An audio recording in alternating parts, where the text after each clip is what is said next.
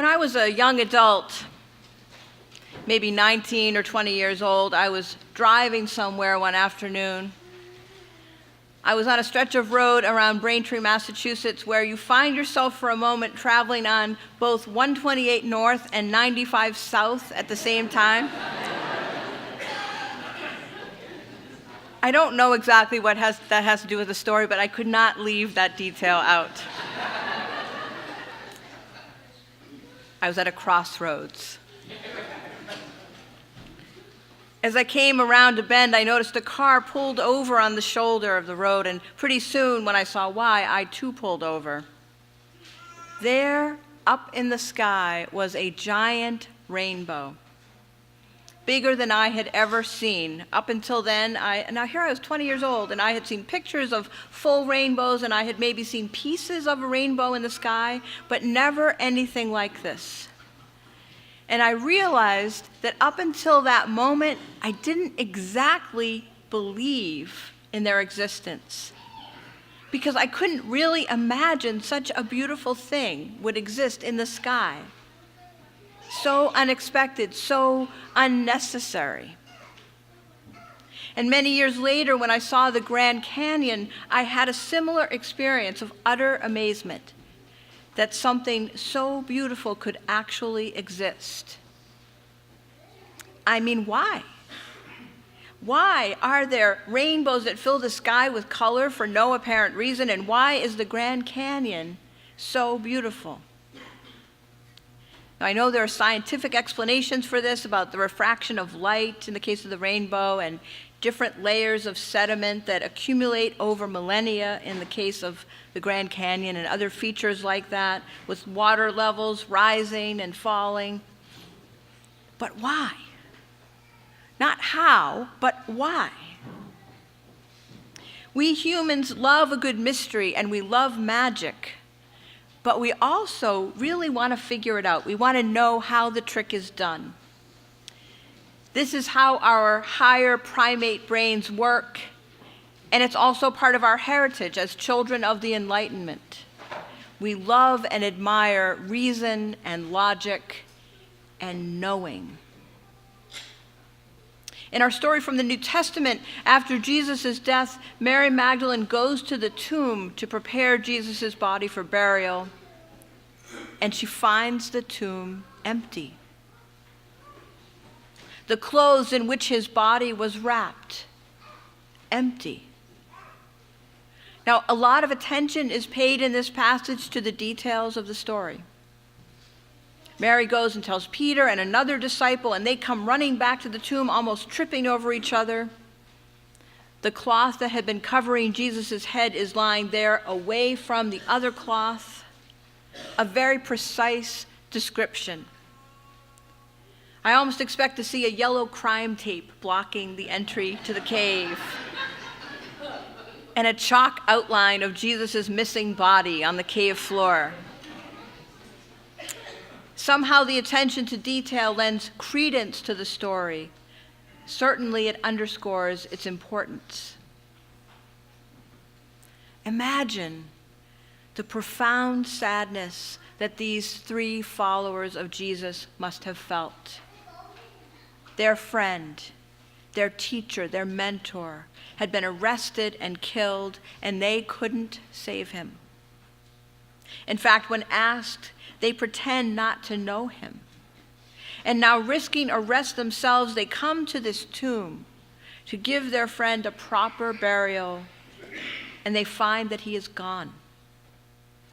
No chance for a final goodbye. What happened to his body, they wondered. I don't think anyone thought that he'd gotten up and walked away. And then a miracle happens.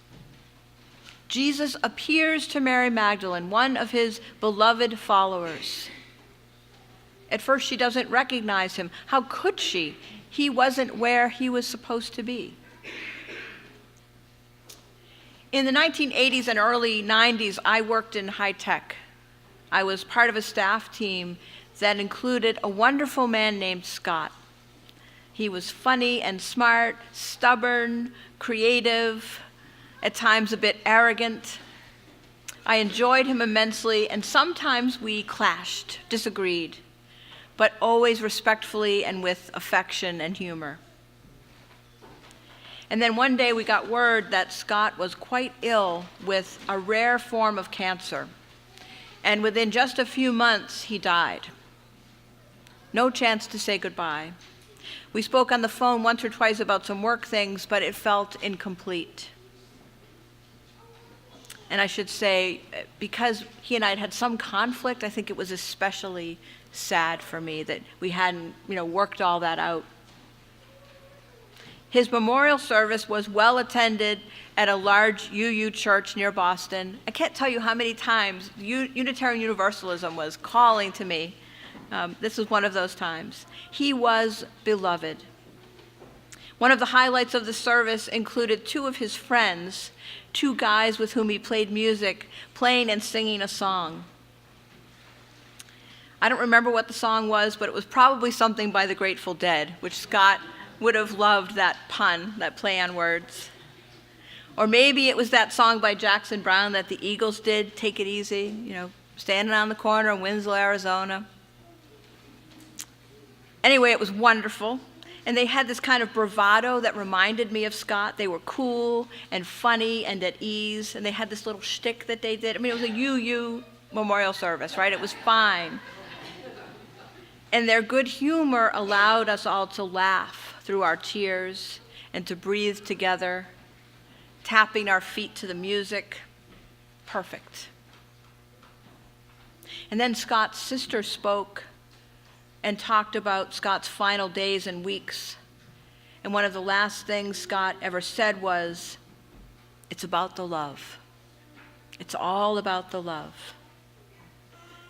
And this was especially beautiful because it was unexpected. To think of this great big burly guy, rugged and sarcastic and tough, talking about love. And I missed him, and I regretted not knowing more of that softer side that he had. Now, I hadn't thought about Scott or that memorial service for years, but it came to me as I was preparing for this time with you this morning. And when I think back on the service, and in particular, I remember that performance of the music by Scott's friends, I see Scott up there with them playing and singing. Actually see him in my mind's eye. In fact, I can't not see it. See him there. He's in the movie that plays in my mind, in my memory of that moment. Was he there? Was he really there?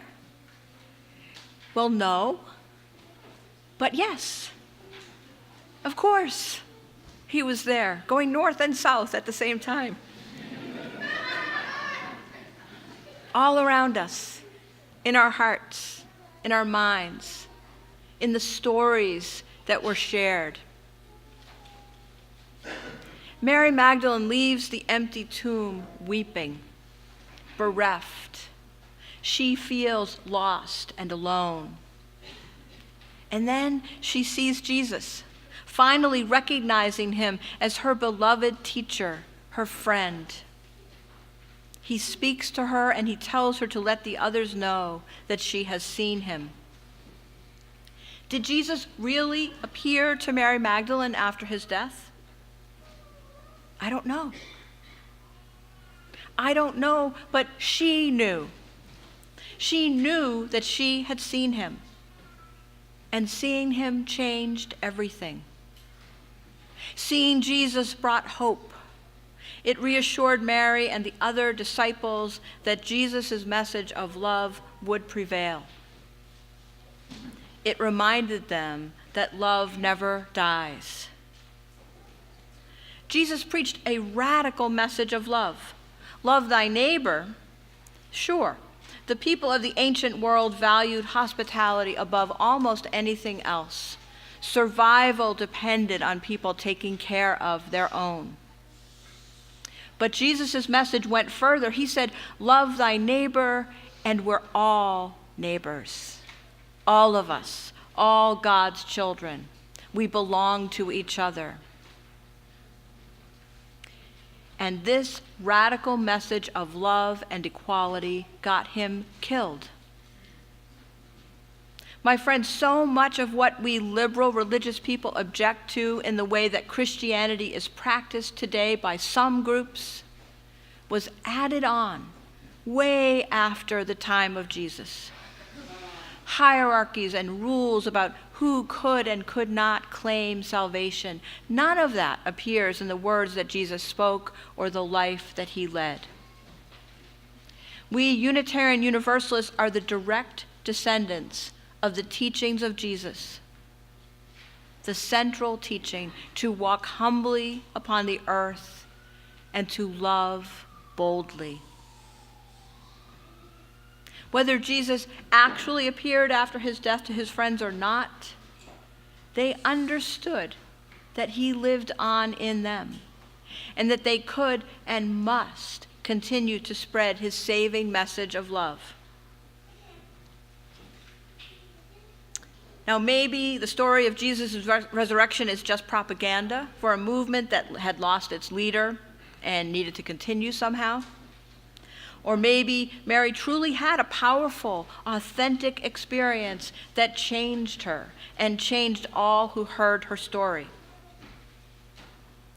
Or maybe the story of Jesus' life and death and resurrection is offered as a beautiful reminder of the power of connection, the power of longing that allows us to keep love alive, even after death. Perhaps this story serves as a symbol of hope and renewal, every bit as powerful and beautiful as the return of peepers and the tiny shoots of grass impossibly pushing their way up through the frozen, dark earth. Signs of hope and renewal, and yes, even resurrection, are all around us. By some miracle, each day the sun does return to warm us, and the moon comes out at night, and the trees and the flowers grow, and the birds sing. And spring, like love, returns. Hallelujah.